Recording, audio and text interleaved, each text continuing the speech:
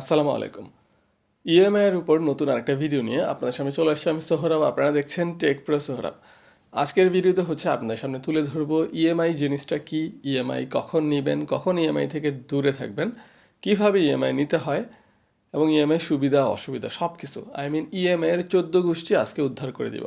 So আপনার যদি EMI এর উপর কোনো ইন্টারেস্ট থাকে, যদি ভেবে থাকেন ইএমআই নেবেন, তাহলে ভিডিওটা মিস করবেন না। চলুন ভিডিওটা শুরু করা যাক। ভিডিওটা শুরু করার পূর্বে ছোট্ট একটা রিকোয়েস্ট, আপনি যদি এই ভিডিওটা বর্তমানে ফেসবুকে দেখতেছেন তাহলে অবশ্যই ফেসবুক পেজটা ফলো করে ভিডিওটা বন্ধুদের সাথে শেয়ার করে দিন। আর যদি ইউটিউবে দেখতেছেন তাহলে অবশ্যই ইউটিউব চ্যানেলটাকে সাবস্ক্রাইব করেই পাশে থাকুন। তো প্রথমে বলে নিই, ইএমআই এটার ইলাবোরেশন হচ্ছে ইকুয়েটেড মান্থলি ইনস্টলমেন্ট। তার মানে হচ্ছে আপনি মাসে মাসে একটা কিস্তির মাধ্যমে হচ্ছে টাকাটা পরিশোধ করবেন।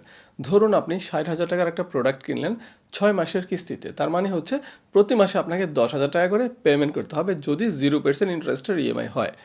এটাই হচ্ছে অ্যাকচুয়ালি ইএমআই, মানে কিস্তিতে প্রোডাক্ট কিনা। একদম সহজ কথায় যদি বলি, কিস্তির মাধ্যমে কোনো প্রোডাক্ট পারচেস করা।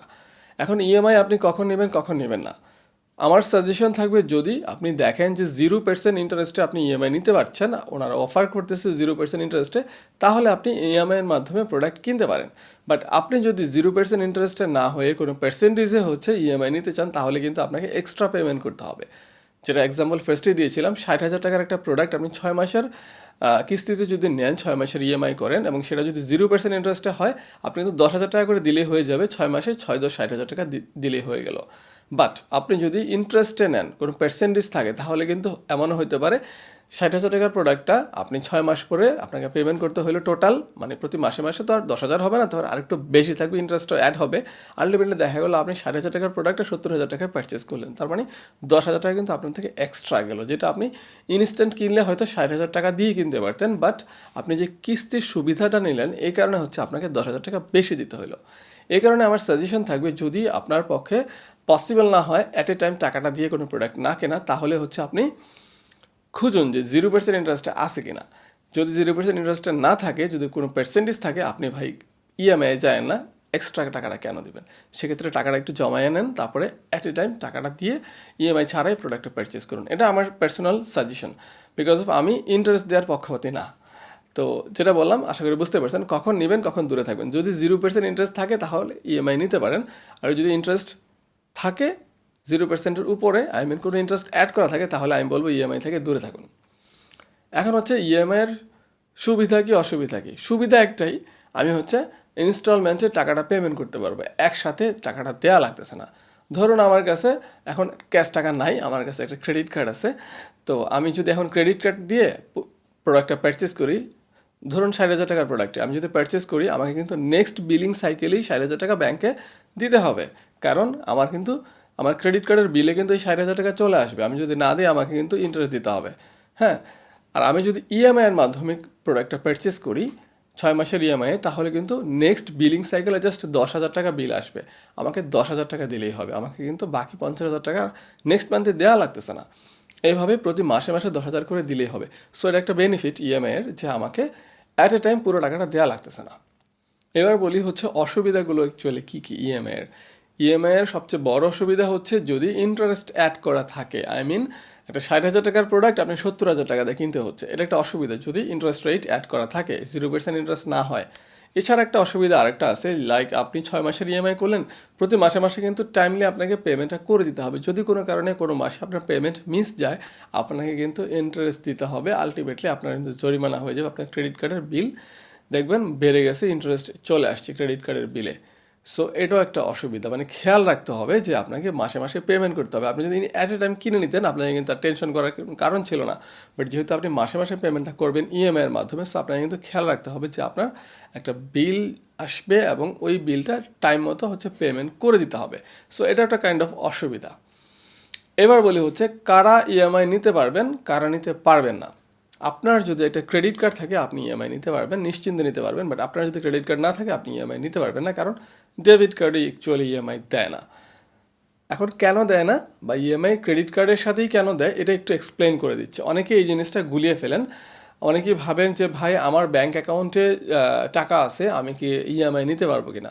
অ্যাকচুয়ালি ব্যাংক অ্যাকাউন্টের সাথে ইএমআই এর কোনো সম্পর্ক নাই। ইএমআই সম্পর্কটাই হচ্ছে ক্রেডিট কার্ডের সাথে, আর ক্রেডিট কার্ডটা হচ্ছে ক্রেডিট লিমিট থাকে। আপনাকে ব্যাংক একটা ক্রেডিট লিমিট ধরে দেয়, সেটা ব্যাংকের টাকা, আপনার ব্যাংক অ্যাকাউন্টে জমানো টাকা না। আপনার জমানো টাকা যেটাতে কার্ড দিয়ে খরচ করেন সেটা ডেবিট কার্ড, সেটা কোনো ক্রেডিট কার্ড না। আর ক্রেডিট কার্ডটা হচ্ছে ব্যাংকের টাকায় আপনাকে খরচ করতে দিবে, একটা ক্রেডিট লিমিট দিয়ে দিবে, সেই লিমিট অনুযায়ী আপনি খরচ করতে পারবেন এবং টাইম মতো আপনাকে পেমেন্টটা করে দিতে হবে ব্যাংকে, তাহলেই আপনি এই ক্রেডিট কার্ডটা দিয়ে মানে খরচ করতে পারবেন। ফর এক্সাম্পল, আপনার ক্রেডিট লিমিট ধরুন 1,00,000 টাকা, আপনি ক্রেডিট কার্ডটা নিয়েছেন, সেই ক্রেডিট কার্ডে ব্যাংক আপনাকে 1,00,000 টাকা হচ্ছে ঋণ দিবে। আপনি সর্বোচ্চ 1,00,000 টাকা এই কার্ডটা দিয়ে খরচ করতে পারবেন এবং টাইম মতো আবার পেমেন্টটা করে দিতে হবে। আপনার একটা বিল তৈরির ডেট থাকবে, পেমেন্ট করার একটা ডেট থাকবে, এগুলো আপনাকে বলে দেবে। ক্রেডিট কার্ড যখন নেবেন তখন বলে দেবে, এই টাইম মতো দিয়ে দিলে আপনার কোনো জরিমানা আসবে না। এখন কিভাবে কাজ করে ইএমআই?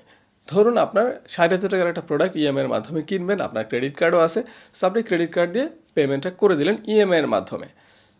আপনার যে 1,00,000 টাকা ক্রেডিট লিমিট ছিল, আমি কিন্তু বারবার বলতেছি ক্রেডিট লিমিট, আপনার ব্যাংক অ্যাকাউন্টে কোনো টাকা না। আপনার ব্যাংক অ্যাকাউন্টে 0 টাকাও থাকতে পারে, কোনো সমস্যা নেই। আবার 2,00,000 টাকা 10,00,000 টাকা থাকুক, ওই টাকা থেকে কোনো কিছুই কাটবে না, ওটা ওখানেই থাকবে।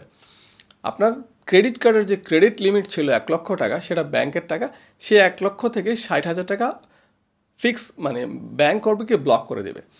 আপনার ক্রেডিট লিমিট কমে যাবে, তখন 40,000 টাকা হয়ে যাবে, 60,000 টাকা ওরা ব্লক করে দেবে। এই 60,000 টাকা যে ব্লক করলো, এটা আপনার ইএমআই এর জন্য। কাহিনীটা কী হয়? কাহিনীটা হয় ব্যাংক আপনার পক্ষ থেকে আপনার টাকাটা ওই আপনি যেই কোম্পানি থেকে কিনেছেন ওদেরকে পেমেন্ট করে দেয়, ওরা ঠিকই তখনই পেয়ে যায়, বাট ব্যাংক আপনার কাছ থেকে মাসে মাসে টাকাটা নিবে। তাহলে এই যে 60,000 টাকা আপনার ক্রেডিট লিমিট কমে গেল, এটাই ইএমআই এর কারণে হলো। এখন আপনার নেক্সট মান্থে কত টাকা বিল আসবে? 10,000 টাকা। আপনাকে কিন্তু 60,000 টাকা দেওয়া লাগবে না, আপনাকে জাস্ট 10,000 টাকা দেওয়া লাগবে।